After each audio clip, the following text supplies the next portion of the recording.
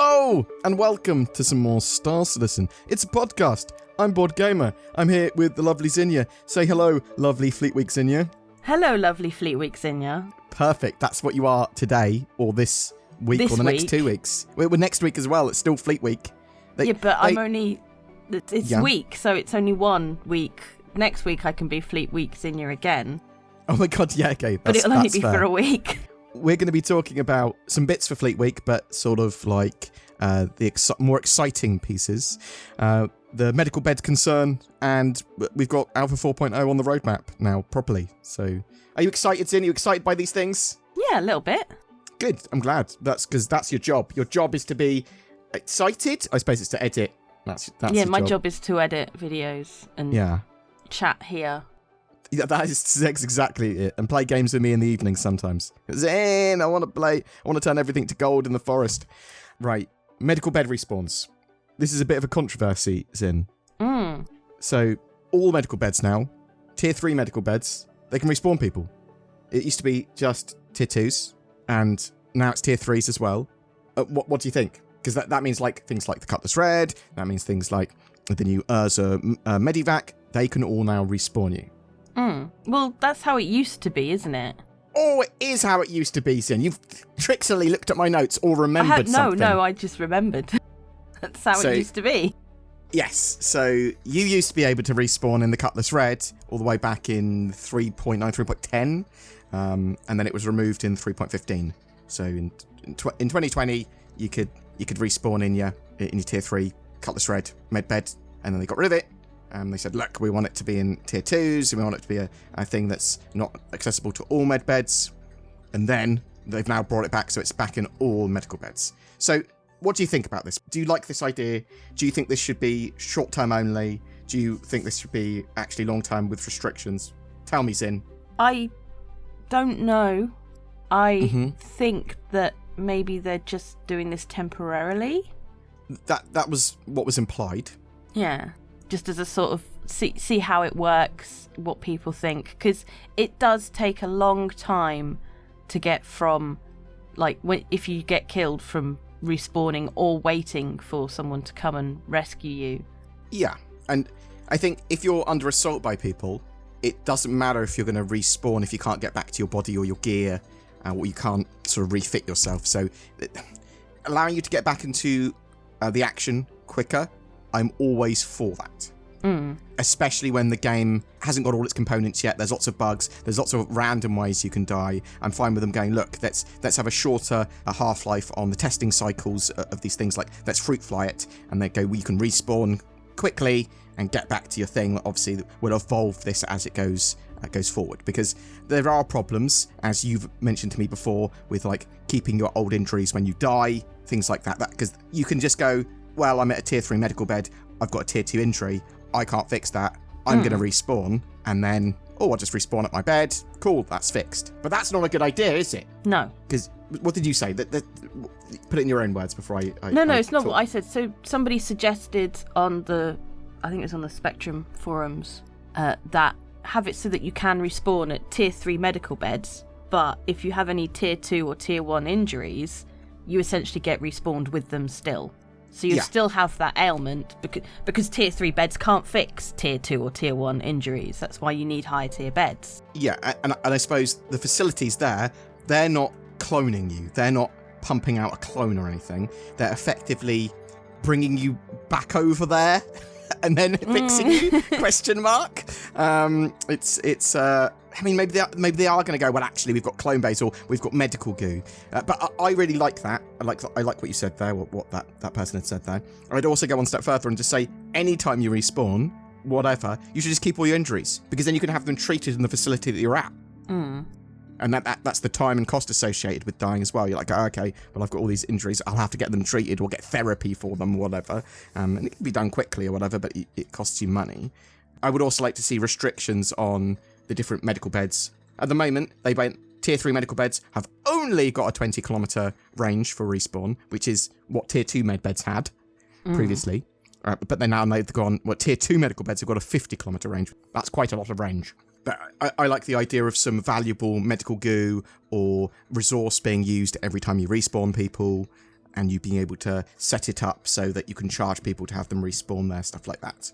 Any other restrictions you'd put on it? No, I mean, I think the distance is a good idea. So Yeah. obviously, things like the Urza Medivac, you have to have it quite nearby to wherever you might have possibly died in order to do that. Do you think it's going to allow people to respawn after death without having that as a spawn location as well in the future? So you can go, well, I'm dead here, but I'm going to wait for recovery still. Oh, I see someone what might you come mean. along Yeah. and actually just respawn Possibly, me. yeah. Yeah, because then it means that sort of like search and rescue is going to be a much bigger thing, even if someone shoots you more. I mean, if like, so you were suggesting maybe it's teleporting you or transporting you some way. I mean, I don't know about Star Citizen lore with that stuff. I'll have to look into it. Actually, technically not teleporting you. They'd somehow you would be getting there. You'd be transported there. I see what you mean. Because people would actually be rescuing you and taking come you along back, with right? a little, yeah. Yeah, but obviously it happens a bit out of sync. But if there was some sort of short-range teleportation, that would make sense of it being you have to be in a certain range, otherwise it just won't work. Yeah, but it stops your heart. so they don't want to use it all the time. They certainly don't want to use it for military purposes. They're going to use it on bodies. Yeah. To be honest, I think I like short-range dangerous teleportation better than I like clones. Okay, yeah. I mean, lots of random ideas out there. I'm sure people will share some of their own as well. We'll see where this evolves and where this moves to. As long as there's restrictions on the respawns and there's costs and it's not just like Zerg. Well, let's just keep on respawning Zerg with no gear. Just punch everyone down. Because that would be dumb. Yeah, I know a lot of people are sort of like they've only done this because they want to sell the Urza Medivac, but I would say they originally wanted to have medbeds respawn, and then they changed it so that not all would. They're in flux. Let's just see what happens. It's not going to be that Tier 3 medbeds do all of the cool stuff that Tier 1s can do. Tier 1s are going to be incredibly important. Tier 2s are going to be very important. And Tier 3s are going to have their purposes. Or if they fix dolphins, their porpoises. Oh. That's the sound of a dolphin! Fleet Week's in. Yeah. Fleet Week. So, Medical Urza came out. Yeah, cool. Medivac, it's a cool thing. I'll get you one. I know you like your medical gameplay. Mm-hmm. I think it's very cool. We got the little the Pulse, which came out at 3.23. And we've got the Tractor Beam version of the MPUV. They're all flying around now. They're in game. Something else that's flying around, though I have not seen it fly around yet, is the RSI Polaris. So it's with the UE fleet, apparently. I've not been able to find it with the UE fleet. Have you found the UE fleet? Not properly, no. Okay. I found the Idris. Okay. Which is hanging about and docked. And I've done some Idris touring. I've been running around there going, this is pretty cool. I'm probably then going to send you in an Idris tour, maybe even do a video of you doing an Idris tour. We'll see if I can convince you. Yeah. People like your voice, Sin. You've got a voice for lore. But and just what rhymes lore. What rhymes with laws in? Tour. Okay? So you've got a voice for tour as well. So, I have yet to see the fleet flying around properly. I've seen the fireworks, that sort of stuff. I just couldn't find the Polaris. Yeah, Idris Tour's there. It's cool. Most of the Idris is explorable. It's a bit bare, because there doesn't seem to be much in the way of props sort of filling that area properly. So, like, the armory's just like, well, this is an empty room. The firing range. This is an empty room with an empty room attached. It's you can sort of see what some of the purposes are for, or they're labelled or whatever. And there are, instead of talking NPCs, there are NPCs walking around, but there's a little just panels with text on explaining what a room is and all that sort of jazz. But it's still very cool. I think you'll like it as well. The Idris is surprisingly big internally. Did take me a while to get my head around it. So yeah, check out Fleet Week. Check out all the expo stuff. Area 18, loads of ships and stuff to try. And the Aegis Firebird will be available tomorrow, I believe, which is a cool looking ship, but it's just a missile version of the Raven, and I like the Raven more. So, Zin, there is a Drake concept ship that's going to be unveiled and on sale at DefenseCon. So okay. A new one? new concept. Right. And they described it as having a very large shadow, or casting a very large shadow, so assumedly a big old ship. I don't know what we could see from Drake. I suppose it would, if it's Defense Con, it would be probably a combat ship of some sort. But what? Are we getting a corvette? Are we getting a frigate? Are we getting something a bit smaller? I don't even know what hole the Drake can fill at the moment. Maybe they'll just go, this is our answer to the Polaris. I just don't know. Any ideas? No, none. If anyone else has got any ideas, chuck in the comments below. Like, I haven't heard any rumours on a big, giant, or big Drake concept ship. It was a bit of a surprise. I knew there was going to be a concept ship, or I guessed there was going to be a concept ship at Fleet Week, but I wasn't expecting a big Drake one. Actually really looking forward to that. I hope it is not intriguing enough for me to want to buy. Because it's going to be expensive if it's a capital ship, right? My wallet. My digital wallets. CIG, they do give us some ships for free for giveaways and stuff, but they don't give us the giant expensive ones. Clever CIG. But yeah, tell us what you think that could be in the comments below, and are you interested in it? Or would you think, well, actually, maybe it's just a logistics Drake ship. Maybe it's like a big old miner or salvager from Drake, like a giant one. Or a modular ship. You know, like modular ships are all the rage nowadays. Retaliator's in, talking about modular ships. So there was some problems with this. I'll just go over it quick. So people were upgrading the Retaliator to a bomber, and they were getting the base version of the Retaliator, and that's not what they had paid for. And if you are experiencing that problem, you should reach out to CIG support, and they should be able to assist you with that. But the CIG are apparently working on something, and there's going to be future modular vehicles that might have that issues that they're trying to solve that for all of them now. That's basically what they said. So when there is a bit of drama, be it about master modes, be it about medical bed respawn, be it about Retaliator, I see posts from people that act like it is the end of the universe. Okay? These are... I actually understand that people might be angry or really annoyed about something. But it's sort of... They express a post as in, CIG, this is the last straw. You've destroyed every joy that I had with this game because now you've changed the medbeds to be able to respawn. And I say, well, it's an alpha for a reason. It keeps on changing. I mean, and if you don't like it, you can talk about it. Maybe try it a bit and maybe see if you can have it refined into what you want. Am I being too reasonable or unreasonable? As in, like... No. I mean, maybe. Some people probably think you're being too reasonable. I'm too reasonable. That's what they say. BoredGamer, too reasonable. Oh!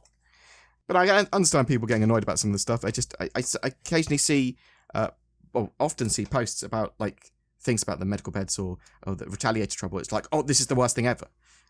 It's like, these things will get solved. They will get refined. They will get into a much better place. And I think the direction of master modes could go into a really good place once it has more refinement. Someone did say to me last time I talked about master modes that saying it needs more depth is sort of a cop-out and it's too vague. But that is what I mean. At the moment, I am being quite vague about master modes and these things that are potentially issues that like a new changes, because they will evolve, they will get ironed out, they will get more depth. And I'm sorry that it's a cop-out, but it's the best I can give at the moment.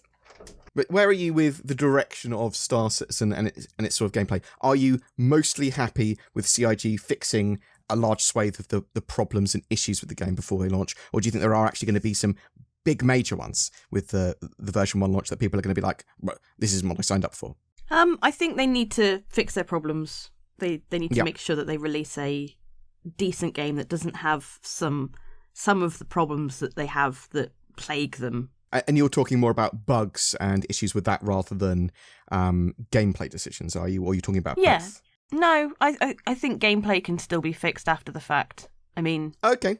StarCraft, that game released ages ago, and that had patches and hot fixes and iterations well long into its life.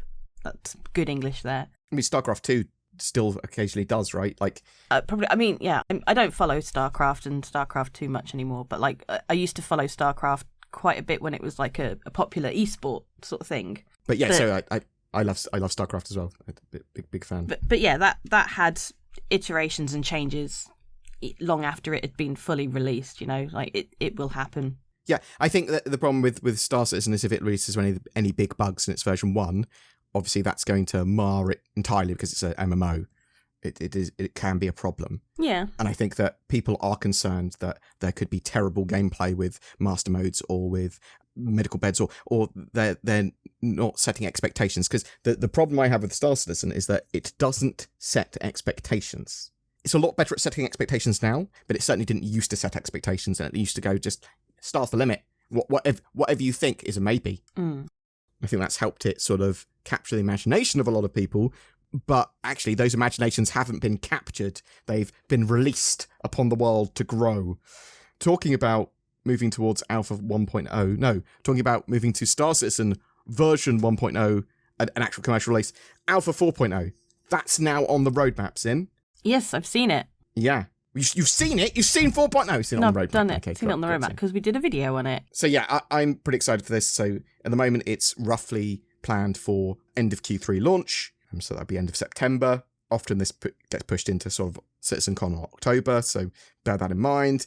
For 4.0, the sort of major things are Pyro, jump points, version 1 of server meshing, stations, planets, sort of new gameplay area in Pyro, space cows.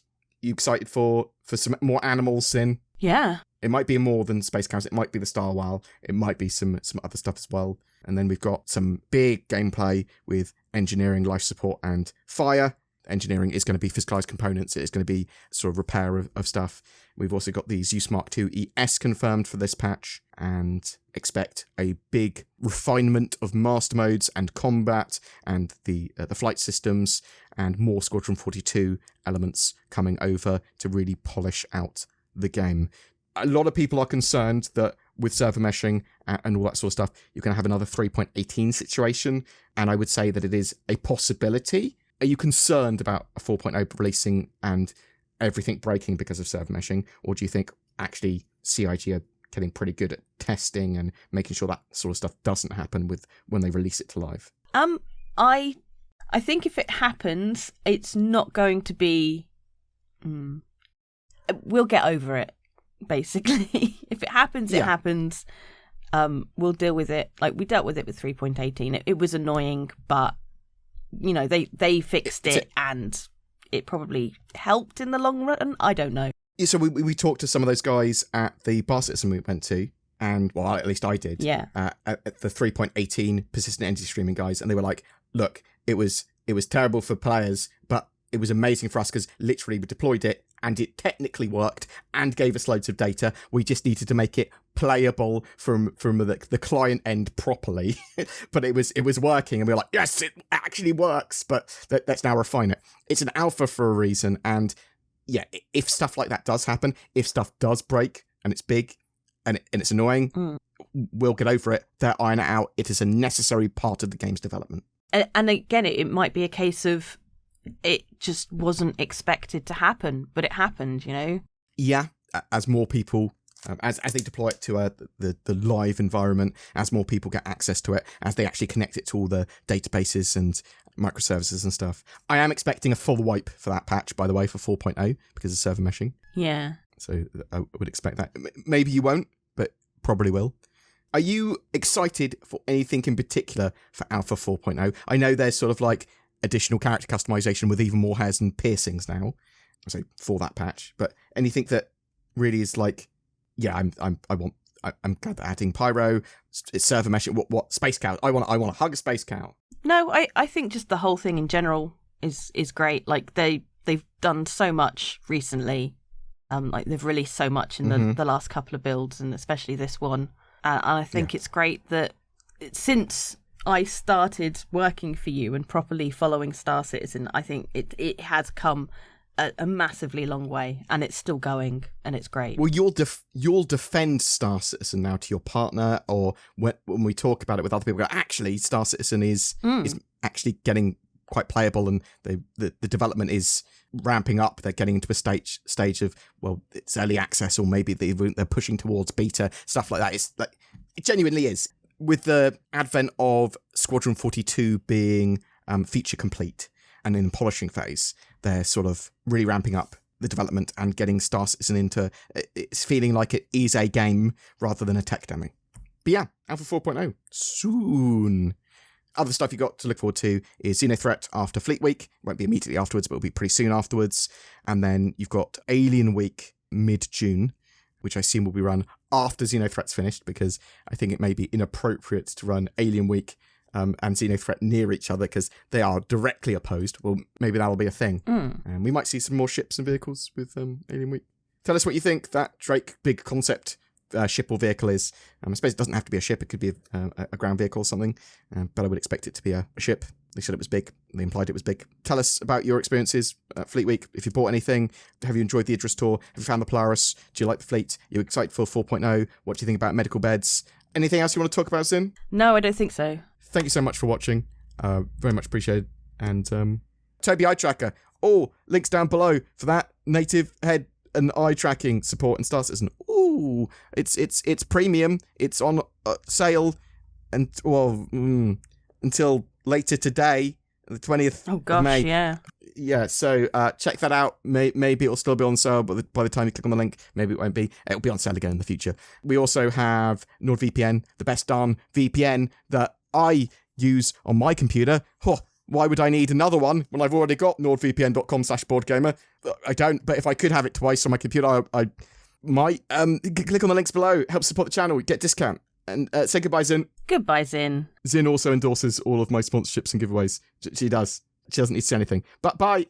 May in Star Citizen is about fleets and Fleet Week and flying with friends, and we've partnered up with Lunar Wolves, a Star Citizen org, to give away a fleet of ships. Commenting on any of my videos during the month not only gets you a chance to win a Spirit C1, but also a Constellation Andromeda, a Vanguard Sentinel, and a Corsair, courtesy of Lunar Wolves. They'll each be going out to a different winner chosen randomly from the video comments. But wait, there is more. Sign up to the Lunar Wolves recruitment page, link down below, for a chance for even more ships, including an RSI Polaris with lifetime insurance and a Hornet F7C Mark II. Winners of those will be selected randomly from eligible org signups. Lunar Wolves welcome all that share their passion for adventure and love of Star Citizen. You can learn more about them on their org page or at lunarwolves.org.